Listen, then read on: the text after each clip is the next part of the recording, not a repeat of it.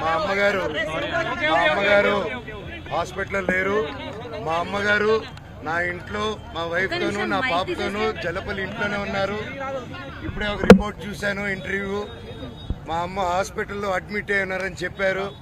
దయచేసి నా పాపను వాడారు, నా వైఫ్ పేరు ఇంక్లూడ్ చేశారు, నా పాప పేరు ఇంక్లూడ్ చేశారు.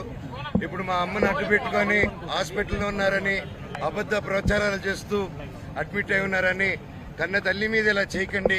మీకు దండం పెడతాను. కూర్చొని మాట్లాడుకునేదానికి నేను ఎప్పుడు సిద్ధమే. Thank you. విష్ణు మనోజ్ గారు, విష్ణు కొద్దిసేపటి క్రితమే సాయంత్రం వరకు సమస్య పరిష్కరిస్తామని చెప్పారు. దానిపైన మీరు ఏం చెప్తారు? విష్ణు మాట్లాడుతూ సాయంత్రం వరకు ఈ సమస్యను పరిష్కరించుకుంటామని చెప్పారు. దానిపైన మీరేమంటారు? అయితే మంచిదే కదండి, అందరికి మంచి జరిగితే మంచిదే కదా. ఊరోళ్ళందరికీ మంచి జరగాలి. వివాదాలకు ఫుల్ స్టాప్ పెడతారా ఈ రోజు? అవునండి, అంటే ఉంది కదండి. వినయ్ గారు కూడా తిరుపతిలో వినయ్ గారు చేసే విషయాలు కొన్ని నచ్చట్లేదు నాకు.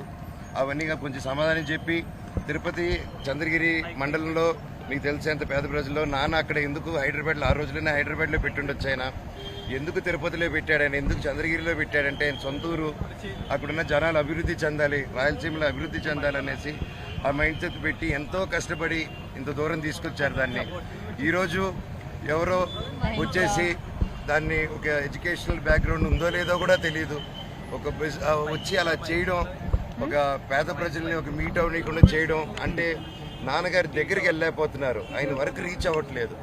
అది ఆయన తెలియపరచాలని నా తప్పనన్ని ప్రయత్నాన్ని ఆపుతున్నారు.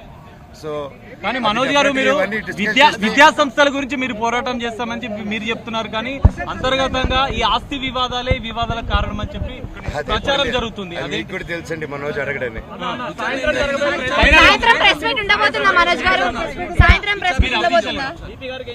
తప్పకుండా అండి, కాకపోతే క్రౌడ్ గ్యాదరింగ్ ఉండకూడదు అన్నారు కొద్ది రోజులు. సో అందుకోసమే నేను ఇది ఎలా చేద్దాం, ప్రెస్ మీట్ని ముందుకు రావడమా రిలీజ్ చేయడమా అనేది ఇంకొంచెం మా లోకల్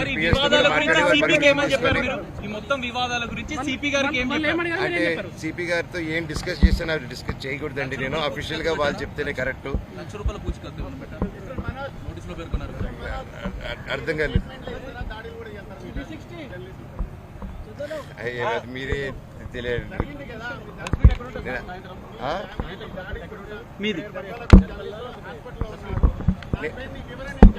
నేను ఇందాక మాట్లాడానండి, ఇప్పుడు మాట్లాడాను, మీకు వినిపించినట్లేదు, రికార్డ్ అయిందండి కెమెరాలో. గారు పట్టుకుని తీసుకొస్తున్నారు.